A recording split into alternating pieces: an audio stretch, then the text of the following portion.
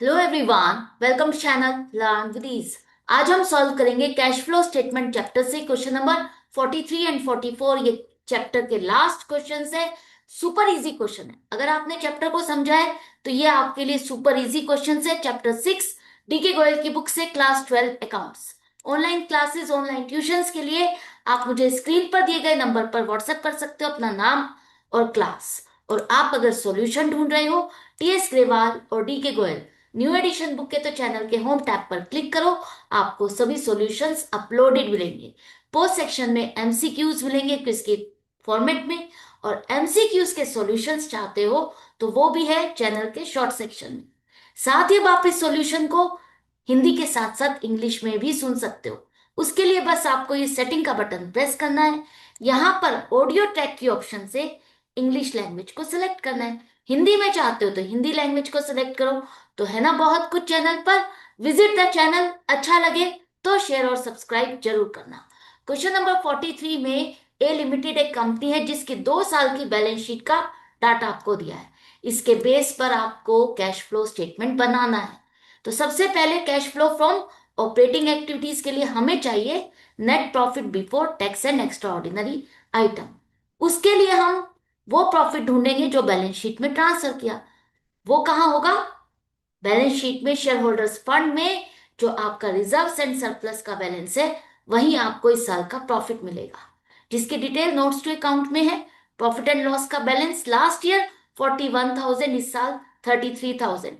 Last year से ये decrease हो गया, कम हो गया। कैसे? इस साल इसका मतलब हमें लॉस हुआ। लॉस को आपने इसमें से माइनस किया, जिसकी वजह से ये बैलेंस डिक्रीज हुआ। तो करंट ईयर जो आपको लॉस हुआ वो कितना हुआ, फाइंड करने के लिए current year minus previous year करो। 33,000 माइनस 41,000 नेगेटिव आ रहा है, इसका मतलब 8,000 का आपका इस साल का लॉस है।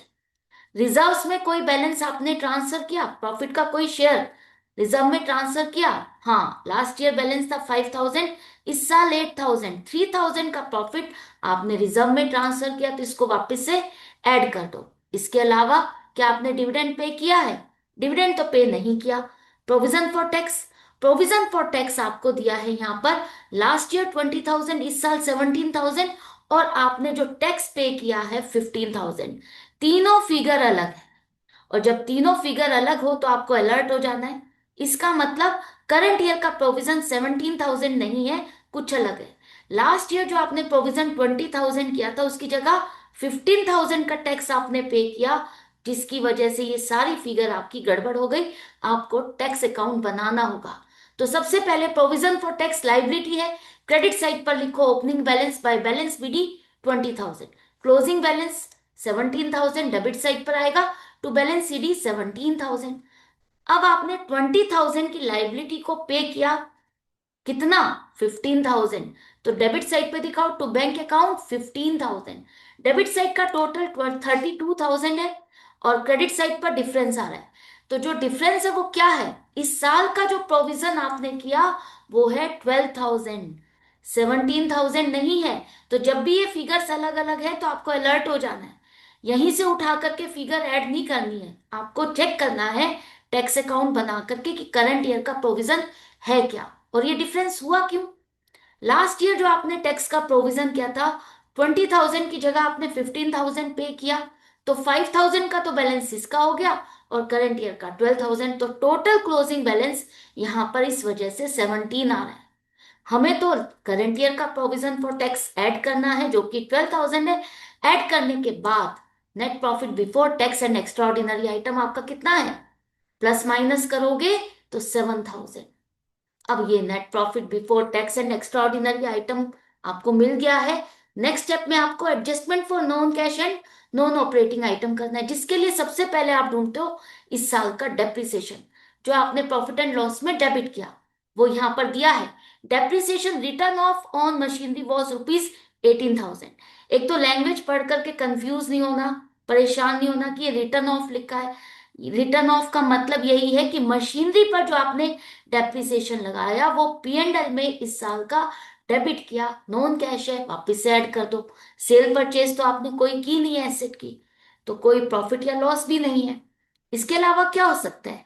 आपने लॉन्ग टर्म बोरोइंग्स पर इंटरेस्ट पे किया है 3000, वो भी आपको कैलकुलेटेड दिया है। तो ये मेरा नॉन ऑपरेटिंग आइटम है। बोरोइंग्स पर इंटरेस्ट देना फाइनेंस एक्टिविटीज है, तो फाइनेंस एक्टिविटीज में ही आप इस एक्सपेंस को रिकॉर्ड करोगे। यहां मेरे डिपार्टमेंट का नहीं है तो वापस से ऐड कर देंगे। नॉन करंट इन्वेस्टमेंट्स, उससे रिलेटेड कोई इनकम कुछ भी नहीं है।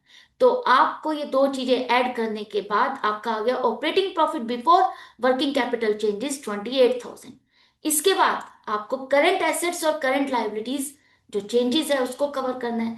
तो सबसे पहले है ट्रेड पेबल्स। लास्ट ईयर 10,000, इस साल 12,000, 2,000 से इंक्रीज हो रहे हैं।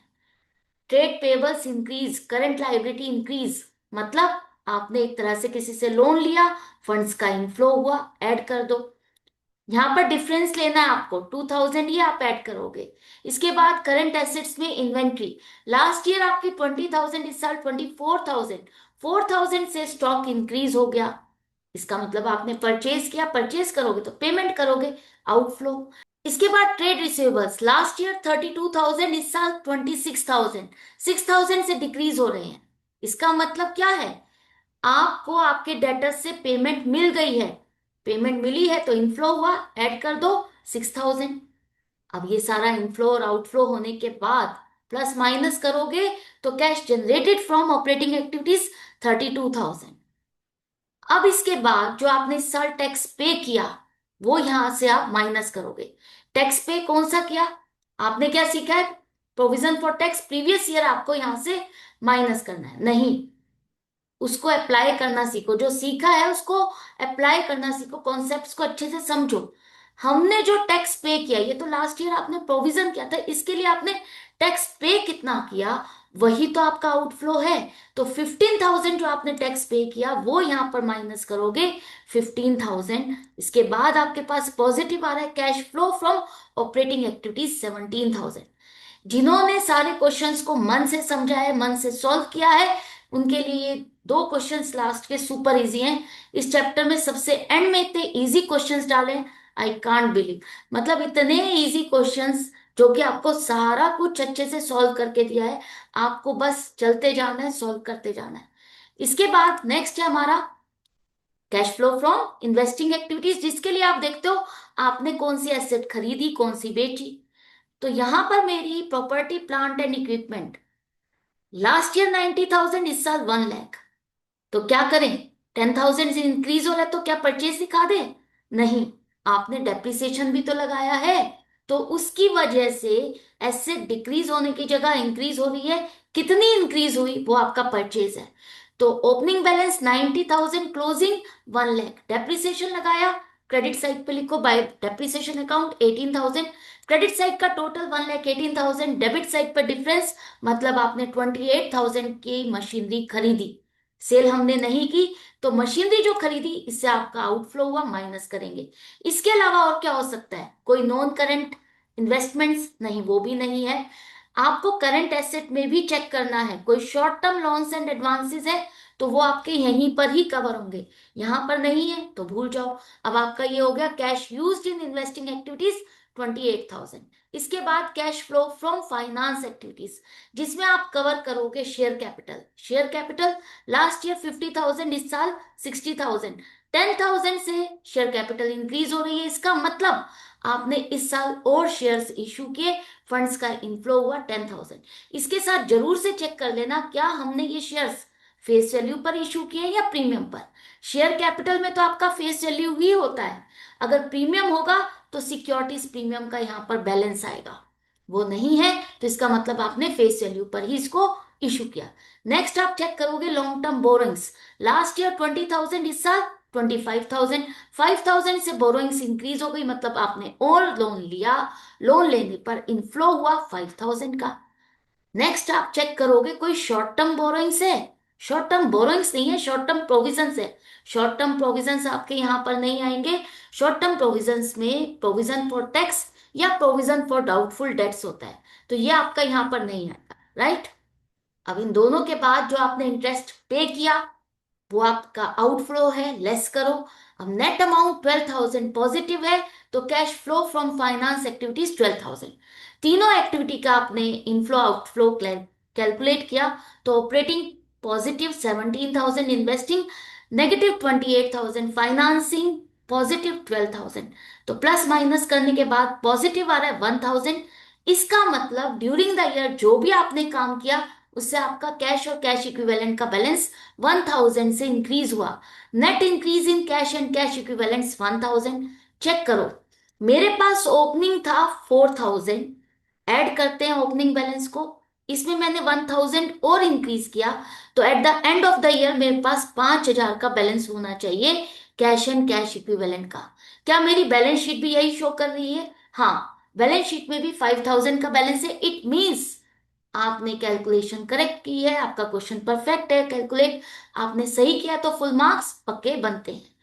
तो इसके बाद क्वेश्चन नंबर 44, एक्स लिमिटेड एक कंपनी है जिसकी 2 साल की बैलेंस शीट है, कैश फ्लो स्टेटमेंट आपको बनाना है। तो सबसे पहले cash flow from operating activities, जिसके लिए net profit before tax and extra ordinary item, और उसके लिए भी आपको चाहिए वो प्रॉफिट जो आपने बैलेंस शीट में ट्रांसफर किया, वो आपको मिलेगा reserves and surplus.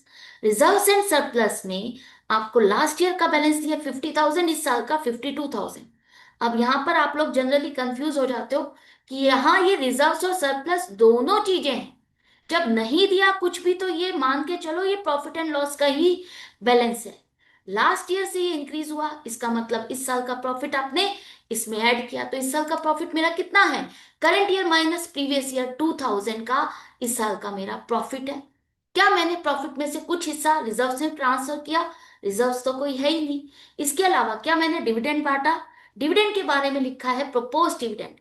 Contingent liabilities, last year 25,000, इस साल 30,000। 25,000 आपने पिछले साल प्रॉमिस किया था कि नेक्स्ट ईयर अगर प्रॉफिट होगा तो हम ये जरूर से बांटेंगे। प्रॉफिट हुआ है तो आपने ये डिविडेंड जरूर से डिस्ट्रीब्यूट किया। अब ध्यान से समझना, ये आपकी कंटिंजेंट लाइबिलिटी है जो कि आपने नोट्स टू अकाउंट में दिखाई। इस साल प्रॉफिट हुआ, आपने ये डिविडेंड डिक्लेयर कर दिया। डिक्लेयर किया आपने, प्रॉफिट में से इसको माइनस किया कि हम इसको बांटेंगे, आपने इसको प्रॉफिट में से निकाल दिया और डिविडेंड पेबल में इसको ट्रांसफर कर दिया। अब आप ड्यूरिंग द ईयर इसको पे करते रहे, कुछ अमाउंट अनक्लेम्ड डिविडेंड रह गया 2,000। मतलब 25,000 में से 2,000 अभी आप पे नहीं कर पाए, 23,000 के ही डिविडेंड को आपने पे किया। तो यहां पर कौन सी अमाउंट आएगी? जनरली आप लोग गलती कर देते हो, यहां पर आपने तो डिक्लेयर कर दिया, अगर शेयर होल्डर्स मीटिंग में जाकर के डिक्लेयर हो चुका है कि ये डिविडेंड आपको देना है, तो प्रॉफिट का ये हिस्सा आप माइनस कर चुके हो, ट्रांसफर कर चुके हो डिविडेंड अकाउंट में, तो ये आपको 25,000 ही ऐड करना है, राइट? 23,000 नहीं। इसके बाद provision for tax, provision for tax आपको कहाँ दिया है? यहाँ शॉर्ट टर्म प्रोविजंस में। लास्ट ईयर 15,000, इस साल 24,000। क्या मेरा करंट ईयर का प्रोविजन 24,000 है? नहीं, यहाँ क्वेश्चन में दिया है कि इस साल हमने जो प्रोविजन फॉर टैक्स किया है वो 30,000, तो करंट ईयर का प्रोविजन है 30,000, वही हम ऐड करेंगे। अब तीनों फिगर अलग है, इसका मतलब अलर्ट हो जाओ, कुछ ना कहीं चेंज हुआ है। वो चेंज क्या हुआ है वो आपको अकाउंट बना के ही फाइंड करना है। यहां पर तो हमें करंट ईयर का प्रोविजन चाहिए था, ये हमें मिल गया। Net profit before tax and extra ordinary item 57,000। इससे लेकर के हम स्टार्ट करते हैं नेक्स्ट। हमें एडजस्टमेंट करनी है non cash and non operating item की, जिसमें हम सबसे पहले ढूंढते हैं डेप्रिसिएशन। क्या डेप्रिसिएशन यहां पर है? अलग से आपको नहीं दिया। अब आप सारी चीजें अच्छे से समझ चुके हो। एक्यूमुलेटेड डेप्रिसिएशन अकाउंट क्या है? जो कंपनी एट कॉस्ट एसेट को मेंटेन करती है, वो कंपनी डेप्रिसिएशन को उसमें से माइनस ना करके एक अलग अकाउंट मेंटेन करती है। अब यहां पर आपको लास्ट ईयर का बैलेंस दिया 37,000, इस साल का 57,000। 20,000 से ये बैलेंस इंक्रीज हो गया, इसका मतलब इस साल का डेप्रिसिएशन आपने इस अकाउंट में क्रेडिट किया है। हमने कोई मशीनरी को सेल परचेज तो किया नहीं, तो जो भी आपका एडिशन हो रहा है इसमें डेप्रिसिएशन, वो करंट ईयर का डेप्रिसिएशन है। तो 20,000 का डेप्रिसिएशन अब जब आप सारी चीजें समझ चुके हो तो अब आपको उन कॉन्सेप्ट्स को अप्लाई करना है। जब कोई सेल नहीं हो रही एसेट की, तो इसका मतलब डायरेक्टली जो इंक्रीज हो रहा है वो हमारा इस साल का डेप्रिसिएशन ही है। तो ये डेप्रिसिएशन 20,000 करंट ईयर का हम ऐड कर देंगे। सेल परचेज नहीं हुई है, कोई लॉस प्रॉफिट नहीं है। इसके अलावा इंटरेस्ट ऑन डिबेंचर्स ये जरूर हमने दिया होगा। हमारी लॉन्ग टर्म बोरोइंग्स में डिबेंचर्स है, लास्ट ईयर के 25,000 इस साल के 30,000 इंक्रीज हो रहे हैं। 8% से डिबेंचर्स भी दिए हैं। तो ये डिबेंचर्स हमने खरीदे कब? 1 अक्टूबर को। तो इंटरेस्ट आपको इस हिसाब से कैलकुलेट करना है। 25,000 के डिबेंचर्स आपके पूरे साल रहे, तो 25,000 पर 8% के हिसाब से 2,000 बनेगा। इसके बाद जो 5,000 के और डिबेंचर्स आपने इशू किए, वो आपके 1 अक्टूबर से 31 मार्च 6 मंथ्स का इंटरेस्ट बनेगा 8% के हिसाब से 200। तो टोटल इंटरेस्ट बना 2,200। प्रॉफिट एंड लॉस में आपने डेबिट किया, लेकिन मेरा ऑपरेटिंग एक्टिविटी से रिलेटेड नहीं है ये एक्सपेंस, फाइनेंस एक्टिविटी से रिलेटेड है, तो हम इसको वापस से ऐड कर देंगे। ऐड करने के बाद 22,200 आपने ऐड किया, तो operating profit before working capital changes हो गया 79,200। इसके बाद करंट एसेट्स और करंट लाइबिलिटीज में जो चेंजेस आए उसको आपको कवर करना है। तो करंट लाइबिलिटीज में सबसे पहले दिया है short term borrowings. Short term borrowings आपका यहां पर कवर नहीं होगा। शॉर्ट टर्म बोरोइंग्स आपका फाइनेंस एक्टिविटीज में कवर होगा, जैसे लॉन्ग टर्म बोरोइंग्स। इसके बाद trade payables. Trade payables last year से डिक्रीज हो गए 3,000 से। लाइबिलिटी डिक्रीज हो रही है, इसका मतलब आपने पेमेंट की है, पेमेंट करोगे तो आउटफ्लो होगा। Unclaimed dividend. अनक्लेम्ड डिविडेंड आपका डिविडेंड से रिलेटेड है, और डिविडेंड आप कहाँ शो करते हो? फाइनेंस एक्टिविटीज में। तो ये अनक्लेम्ड डिविडेंड जो आपने पे नहीं किया, ये आप फाइनेंस एक्टिविटीज में इसको शो करोगे। किस तरह से? एंड तक बने रहना ताकि आपको समझ में आ जाए। प्रोविजन फॉर टैक्स यहां पर नहीं आएगा। अब आ जाती है करंट एसेट की बारी। इन्वेंट्रीज लास्ट ईयर 90,000, इस साल 1,10,000, 20,000 से इंक्रीज हो रहे हैं। इसका मतलब आपने स्टॉक खरीदा, आउटफ्लो हुआ 20,000 का। ट्रेड रिसीवेबल्स आपके 1,18,000 से 1,56,000 इंक्रीज हो गए। इंक्रीज होने का मतलब है करंट एसेट इंक्रीज हो रही है, मतलब आपने परचेज की। परचेज करोगे तो पेमेंट करोगे, आउटफ्लो होगा 38,000 का। तो टोटल आउटफ्लो 61,000 माइनस करने के बाद cash generated from operating activities 18,200 positive है। इसमें से अब हम टैक्स जो हमने पे किया, लास्ट ईयर का जो प्रोविजन किया था टैक्स का, उसके लिए जो हमने पेमेंट किया टैक्स की, वो यहां पर से हमें माइनस करनी है। तो कितना टैक्स पे किया? मैंने आपसे कहा था तीनों फिगर अलग है, अलर्ट हो जाओ, अकाउंट बना करके आपको इसे चेक करना है। तो सबसे पहले देखो आपके पास ओपनिंग और क्लोजिंग बैलेंस क्या है। ओपनिंग है 15,000, लाइबिलिटी है तो क्रेडिट साइड पर by balance PD 15,000, closing debit side पर टू बैलेंस सीडी 24,000। आपने इस साल जो प्रोविजन किया कहाँ लिखोगे? क्रेडिट साइड पर। प्रोविजन करना आपकी लाइबिलिटी है, एक तरह से आपने टैक्स का प्रोविजन किया कि मुझे पे करना है, लाइबिलिटी है by statement of profit and loss 30,000। अब क्रेडिट साइड का टोटल ज्यादा, डेबिट साइड पे डिफरेंस आएगा, तो वो क्या होगा? जो आपने टैक्स पे किया वो फिगर आपको मिलेगी 21,000। लास्ट ईयर आपने प्रोविजन किया था 15,000 का, जिसके बदले आप पेमेंट कर रहे हो 21,000। ये जो फिगर चेंज हो गई, इसकी वजह से आपका क्लोजिंग बैलेंस भी चेंज हो गया। 6,000 का आपने टैक्स ज्यादा पे कर दिया, जो कि इससे एडजस्ट हो गया, इसलिए आपका क्लोजिंग बैलेंस डिफरेंट आ रहा है। तो हमें जो टैक्स पे किया है वो यहां पर शो करना है। Less tax paid 21,000। अब आउटफ्लो ज्यादा हो रहा है, इनफ्लो कम, तो आपका नेगेटिव आंसर आ रहा है 2,800। Cash used in operating activities 2,800। Next, cash flow from investing activity. अब इसमें हमें कवर करना है कि हमने कौन सी एसेट परचेज की, सेल की। तो ध्यान से देखो, आपकी एक ही एसेट है मशीनरी, जो कि लास्ट ईयर थी 2,40,000, इस साल है 2,50,000। हमने कोई सेल नहीं की। डेप्रिसिएशन भी आपने अलग से एक्यूमुलेटेड डेप्रिसिएशन अकाउंट में क्रेडिट किया। तो यहां जो इंक्रीज हो रहा है 10,000 का, सिंपली ये परचेज है। आपको इसका अकाउंट बनाने की जरूरत नहीं है, जब कोई और चेंजेस है ही नहीं। तो सिंपली जो इंक्रीज है वो आपका परचेज ऑफ मशीनरी है 10,000 आउटफ्लो। इसके अलावा कोई इंटेंजिबल एसेट वो भी नहीं है, कोई नॉन करंट इन्वेस्टमेंट्स वो भी नहीं है, कोई short term loans and advances वो भी नहीं है। तो नेट आपका अमाउंट नेगेटिव है 10,000 का। Cash used in investing activities 10,000। इसके बाद cash flow from finance activities, जिसके लिए सबसे पहले चेक करो share capital. Share capital last year से इंक्रीज हो गई 50,000। इसका मतलब 50,000 के है आपने और शेयर्स इशू किए, फंड्स का इनफ्लो हुआ। प्रीमियम, प्रीमियम का कोई बैलेंस नहीं है, इसका मतलब फेस वैल्यू पर ही आपने इशू किया। इसके बाद लॉन्ग टर्म बोरोइंग्स, जिसकी डिटेल नोट्स टू अकाउंट में है। डिबेंचर्स लास्ट ईयर से इंक्रीज हो गए 5,000 के, इसका मतलब आपने और डिबेंचर्स इशू किए, फंड्स का इनफ्लो हुआ। और क्या है, short term borrowings. Short term borrowings जो कि लास्ट ईयर 18,000 थी, इस साल 7,000। 11,000 से ये डिक्रीज हो रही है, इसका मतलब आपने पेमेंट कर दी, आउटफ्लो हुआ 11,000। इसके अलावा क्या हमने कोई इंटरेस्ट की पेमेंट की है? हाँ, हमने डिबेंचर्स पर इंटरेस्ट पे किया 2,200, जो कि मैं पहले ही कैलकुलेशन आपको समझा चुकी हूं, आउटफ्लो हुआ। इसके बाद आपने डिविडेंड पे किया, कितना?